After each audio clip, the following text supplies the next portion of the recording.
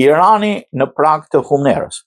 Pakënaqësia sociale po kthehet në protesta të hapura kundër udhëheqjes në Iran gjatë konfrontimeve ndërmjet demonstruesve dhe forcave të rendit në perëndim të Iranit, sipas të dhënave të mediave iraniane, deri të njëjtën kanë humbur jetën 6 vet. Protestat filluan të dielën, por fillimisht ato patën një rrjedhë paqësore. Prej ditësh në Iran, mijëra vet protestojnë kundër rënies dramatike të kursit të monedhës kombëtare dhe krizës ekonomike të përmasave historike. Ajo që nisi si grevë tregtare, gjithnjë e më shumë po kthehet në një ndinjat politike që kulmon deri në thirrjen vdekje diktatorit.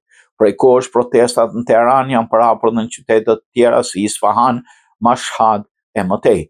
A është kjo rënja aktuale e kursit të monedhës kombëtare dhe në krizë inflacioni apo më shumë? Rreth 1.45 milion rial duhet të pagojë aktualisht iranianët për $1 amerikan. Përpara një viti kursi i këmbimit ishte 820.000. Një iranian me të ardhura mesatare me një pagë mujore me punë me orar të plot merr në rial rreth $100 amerikan. Pasoja rroga mujore konsumohet që me blerjen e ushqimeve bazë. Në një vend të varur prej importit si Irani, një shok i tillë inflacioni shkakton menjëherë destabilizim social.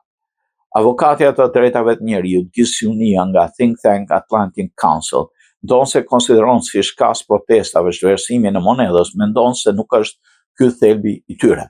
Ngjashëm si protestat nga dhjetori 2017 merr shpesh shkas nga gjendja ekonomike, por nëse dëgjon parrullat dhe sheh përmasat e protestave, kupton se ato kanë të bëjnë me pakënaqësitë e thellë të regjimit në Iran dhe dëshirën që ky regjim të largohet. Kolapsin ekonomik, me sa duket, shumë iranian nuk e shohin si një krizë e korrigjueshme, por më tepër si një dështim sistemik i regjimit për rreth udhëheqësit të moshuar revolucionar Ali Khamenei.